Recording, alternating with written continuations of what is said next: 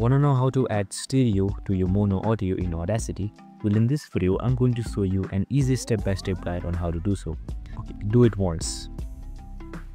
Now once I've done that, to simply add stereo, it's super simple. So make sure on one part of the track is linked to the left side, pan it to the left side, and the other pan it to the right side. And that's it. It's as simple as that. Now your mono audio has been converted into stereo easily, and that's it. I hope this video helped.